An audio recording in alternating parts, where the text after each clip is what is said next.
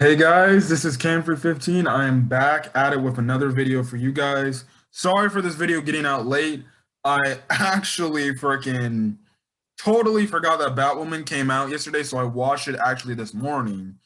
Like two, and then yesterday, with Valentine's Day and everything, we had ordered Applebee's, and let's just say DoorDash messed up on the order entirely. But regardless, this is Batwoman season 2, episode 4, coming off of obviously last Sunday, which was Super Bowl Sunday because we were on a break, and obviously, you can't show a new episode of the show without, I guess you can say, knowing that there might be people watching or not watching. So that's why we went on a break because of Super Bowl Sunday. This week, obviously, Batwoman came back.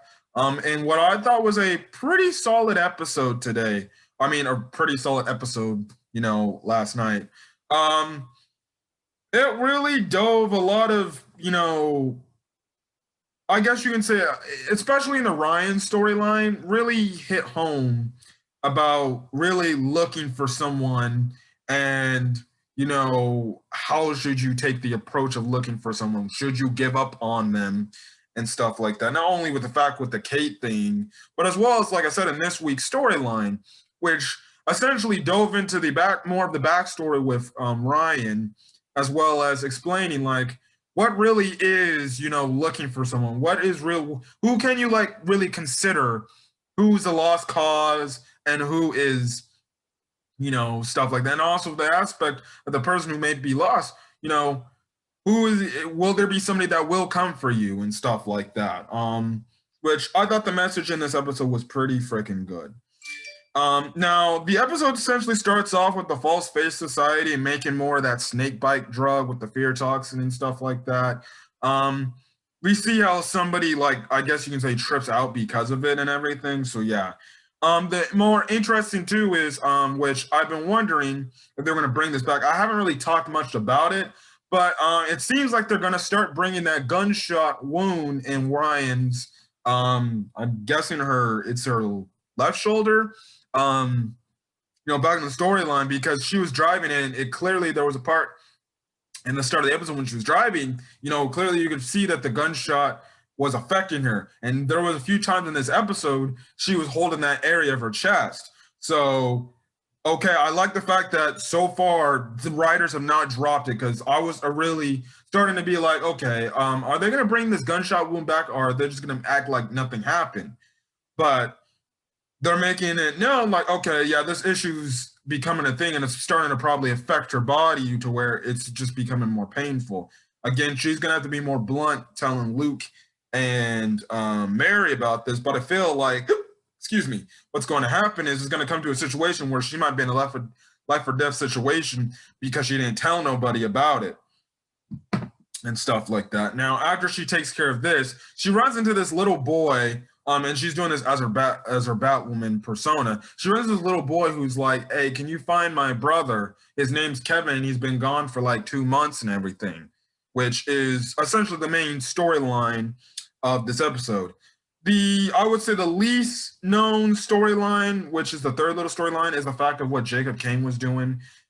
He later ties into the Batwoman storyline, or Ryan storyline go on.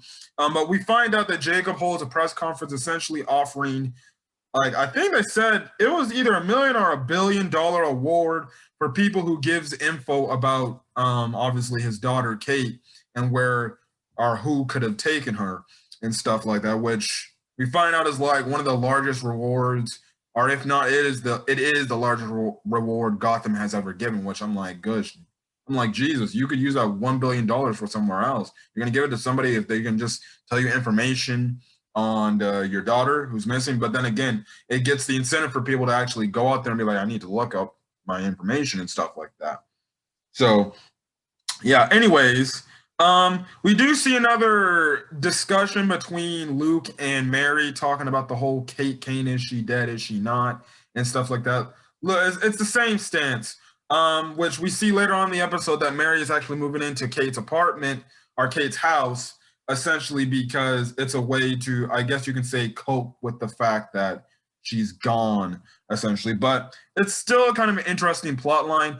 Again, it's like in her case, Mary doesn't want to buy into the fact that Kate is alive and then have that hope that, okay, she is alive. And then only to realize, oh, guess what? What if she really is? And they eventually find out that she is dead. She'll be like, well, my hope was for nothing, you know? I did all this digging for nothing, you know, and it's only going to hurt you even more. So that's where Mary's coming from. I don't blame her personally. I would not blame her. Yes, you can always have that skeptic's eye. We're like, well, he or she could be alive. But at the same time, it's like, well, if you really look into it like deeply, and then you find out, you know, at the end, like, oh, this person passed away, then you're gonna feel like you wasted all your time, you know, doing nothing when you could have just, I guess, mourned and coped with the loss of, you know, whoever passed away in your life and stuff like that. So that's one thing. Anyways, Ryan brings up the fact to Mary about the boy missing. So we find out that in her backstory, which actually before I talk about that entire plot line, I want to talk about the Sophie Alice plot line there. So what I found freaking funny, which was freaking hilarious, was the fact that you just get a scene with Sophie in her house just chilling, and all of a sudden she turns around because she sees a half-eaten mutton or a half-eaten muffin, and she turns around and Alice is right there, and I'm like, bruh, this entire season Alice is popping up around, you know, just unnoticed, quiet, like she's Batman herself, and I'm like, Jesus, this girl's got some nice sneaky skills. Well, she's planning and she's trying to have Sophie work with her. Eventually, Sophie kind of copes, and the thing is, in this episode, they're looking for a dude named Ocean. No last name, so essentially like Sophia. Essentially, what happens later is we see Luke get involved because he's trying to help Sophie, or trying to go ask Sophie to, you know, work together to go find more information on Kate. And essentially, they all work together to try to find Ocean. Eventually, they get a message on their computer saying, "Don't come here. Do not tell Alice I'm here," or something like this.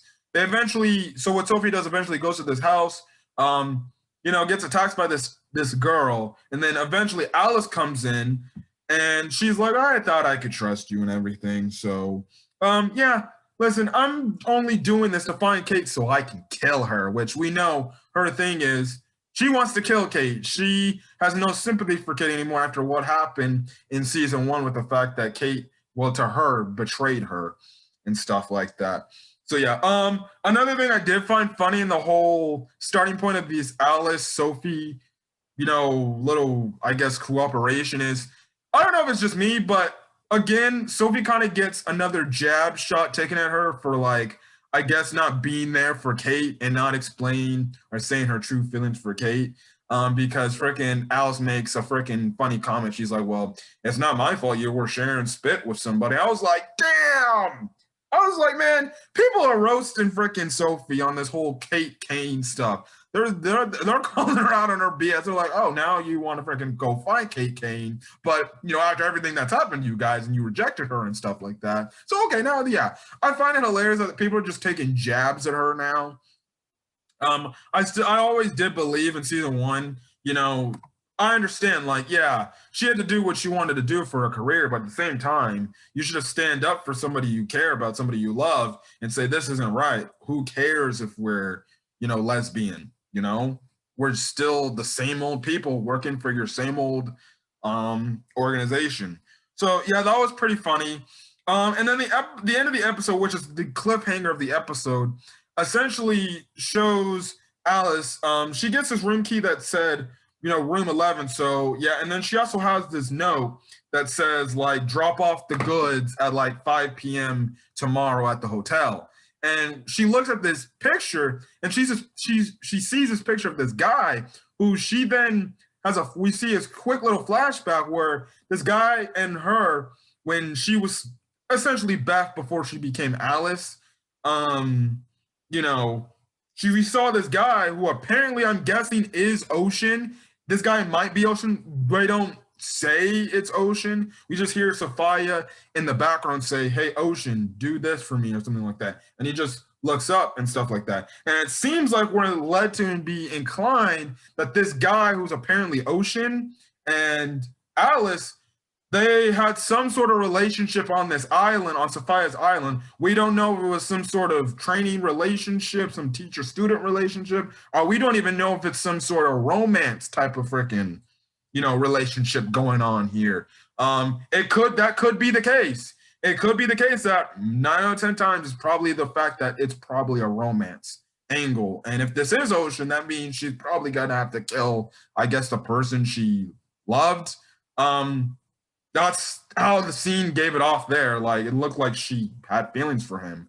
So I'm very well interested to find more about that too. Also, I don't know if you guys also agree. For some reason, I don't know. I just started shipping Alice and Sophie again. Why do I feel like they're gonna try to take Sophie on this path of darkness where eventually, she's just continuously working with Alice, and then you can say she starts to do things that are out of character for her. She does things that maybe would go too far and stuff like that. And who knows? Like I said, would I be down to see a Sophie Alice team up? It would be freaking interesting. I will say that, especially, it could be that case if they just say, no, we're killing Kate Kane entirely.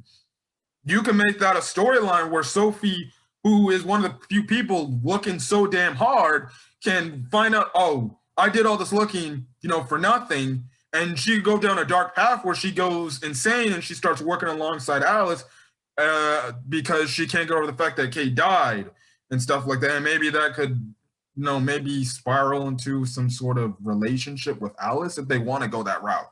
I'm not saying, I personally say it would be a pretty interesting idea. They don't have to do it, but I really did honestly in this few things. I'm like, why do I feel like they're trying to ship Alice and Sophie? Maybe they're hinting at something that maybe Sophie will turn into a bad guy. We'll just have to see. I don't think she will, but who knows? It could happen.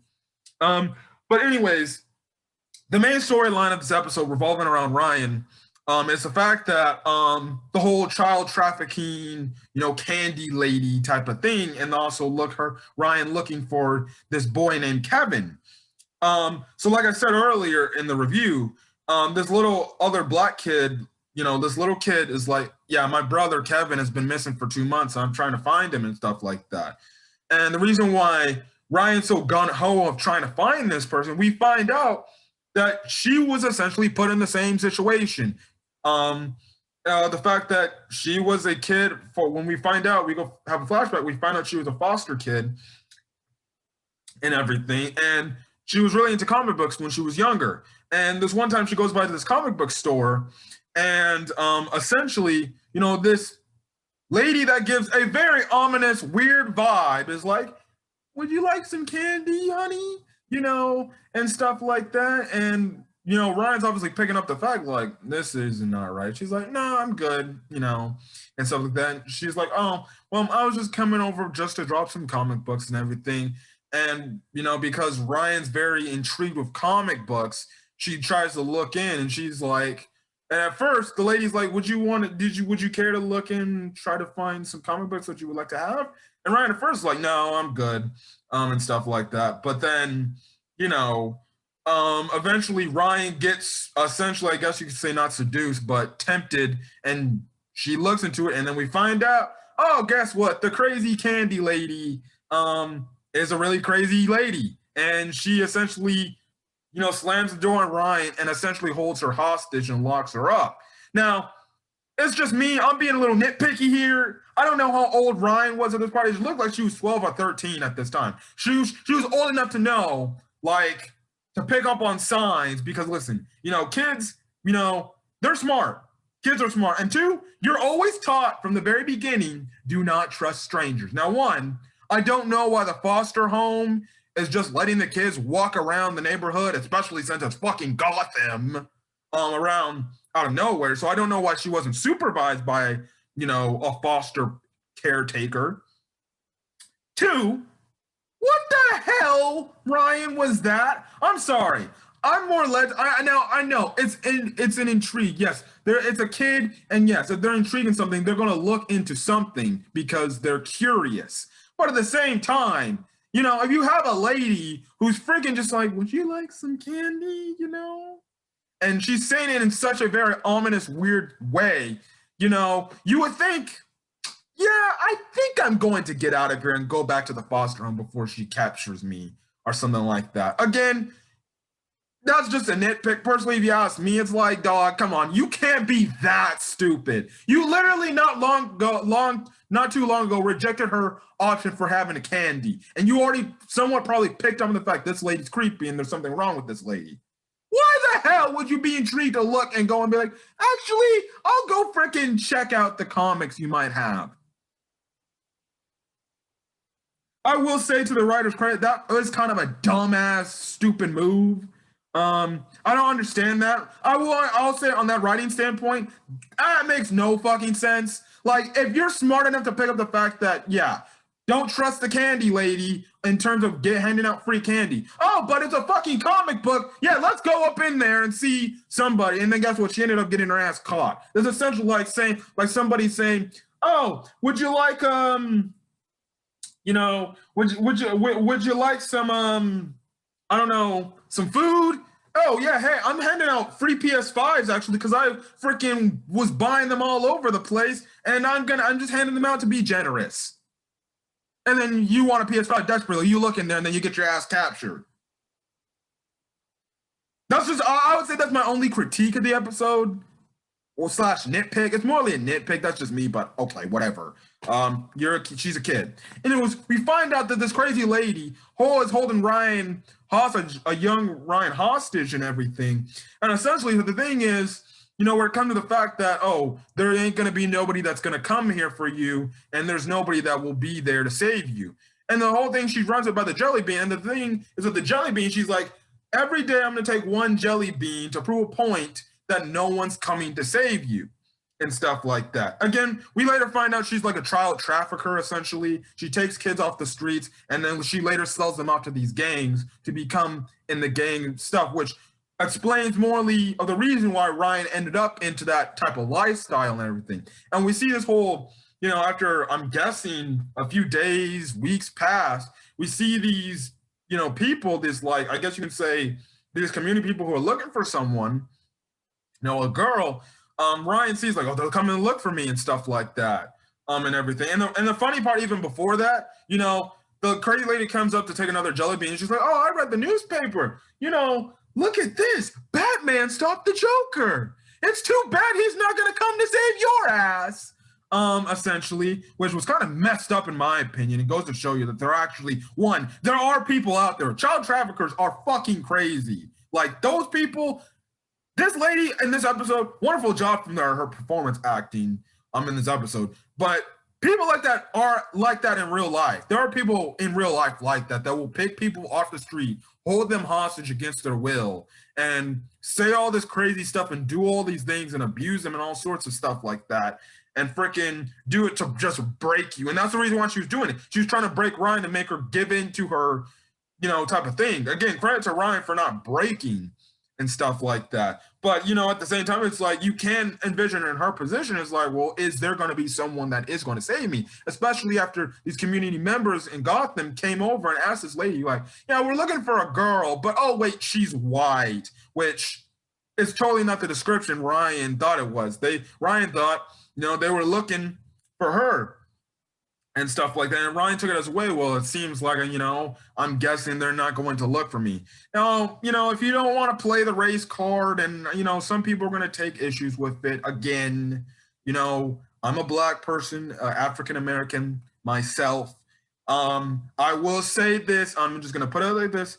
They're in general, America, there will be more focus on a lost child for a white person than maybe a black individual. Again, that's where I'm going to stand. I don't want to get into the whole race topic stuff because I don't really like talking that stuff. It's very political, and yes, but it still is an interesting storyline of that fact. But after hearing that, it made Ryan almost somewhat lose it and just kind of be like, they're not looking for me. They're never going to come find me. Now, we later find out in the episode that the girl that the community members were looking for they were actually looking for Beth Kane, which is Alice, which was very interesting. I was like, oh, shit. What the hell, man? So that was intriguing to hear. But anyways, the way how she gets up out of there or out of the situation is we find out one of her childhood friends and her ex Angelique, who they promised to essentially have each other's back. She literally gets herself captured on purpose to help Ryan get out of there because she's like, yeah, I wouldn't believe you'd be a runaway from the orphanage and everything. So she goes in there. They freaking get out of there. They take her. What I found funny is the freaking Angelique threw the fucking candy, the freaking jelly bean jar at the lady, and the lady was knocked out. I was like, dog, are you serious? You're a middle-aged woman. You get knocked out by a freaking glass jelly bean jar. Come on, it wasn't even that big. Like, she was knocked out for a good, like, few minutes. Like, you know, again, I don't know how, like, if that was me, okay, yes, that would probably hurt, but I don't think that's something you get knocked out of. Again, it's the same thing, like I said, you know, the last episode with Zaz. I'm like, really? A freaking pole stick to the temple knocks you out? Again, you could say, well, force of pressure and how fast the object's going and if you can see it coming, you know. But again, I was still like, come on. Can this show stop make me feel more believable in an aspect of somebody getting hit by something and actually recovering? I think if you get hit by a freaking glass jar, I don't think you would be knocked out. I think it definitely would hurt, but I don't think you would knock out. You'd probably be like, you mother effing kids. That's just me. So I guess another nitpick on my case. Anyways, that's how they get out of there. And Ryan's plan is, you know, now they find out that, and it's a smart idea. She's like, it probably was her that took Kevin, which again is very smart. You know, it happened to her. Why would you say it just wouldn't happen to him and stuff like that? So eventually she goes over there without her bat suit on. Now, she eventually gets ambushed and stuff like that, and she gets captured. I'm like, two. One, I was like, you should have just showed up with your Batwoman costume because guess what? The lady would have been like, what is Batwoman doing here at this time of day? And now she probably would have been more alert to probably attack her, but still, regardless, it's like, come on. Eventually, Ryan gets recaptured again, and you know that's when like I said earlier, we find out how she got out and everything. She uses the jelly bar, you know, thing that essentially to, I guess, cut her ties off, and eventually, you know, the crazy candy lady's hearing all this. This time, at least she's more fucking prepared. She pulls out the damn knife. I'm like, oh, now you're smart. You know, if somebody's trying to escape, now you're gonna actually get a weapon to actually defend yourself. Because the only thing the lady had, especially in the flashback, all she had was fucking pepper spray. I'm like, bruh, pepper spray? What the hell, man? I'm thinking you're gonna have a gun or a fucking knife, but pepper spray. Which, okay, yeah, all right, or some sort of knockout gas or whatever that was. Yeah, she goes up there with a knife, but Ryan manages to stop her again, and she punches her, and she's beating her ass down, and she's like, where's Kevin? And she's like, Kevin's gone, because guess what? All the sexy jelly beans are gone. And we let her find out, which ties into the whole Jacob Kane. You see Jacob Kane get this, you know, tip from somebody about Kate, and we find out it's a lie, and these people are working for the False Face Society, and we find out Kevin is actually in this game to try to be in the False Face Society. Eventually, Ryan comes to save Jacob Kane. They work together to take out some members of the False Face Society. And, you know, Ryan eventually calms Kevin down before trying to shoot Jacob Kane by telling him, listen, you're wanted, which I thought the speech was really good to tell a kid, like, listen, you're not alone. There are people out there that do care about you. You know, your brother, you know, he's been trying to look for you, you know, for like 2 months. You know, you matter. It's a nice thing. It's a nice thing for people who are in that type of mindset, who feel alone, people who might have suicidal threats as well too. The fact telling PF an individual saying, no, there are people out there that do care about you. I did like that speech that they had in this episode. Really nice speech. Really well acted scene by Javivica Leslie too. And stuff like that. It also seems like, I'm guessing, Jacob Kane so far is cool with Ryan's Batwoman. Obviously he's more intrigued to find Kate, but yeah, and that's kind of all. I thought the episode was solid. I enjoyed it. And yeah, so anyways, guys, if you guys like the video, hit the subscribe button if you want to get more Batwoman content. as well as put in the comment section your thoughts on this week's episode.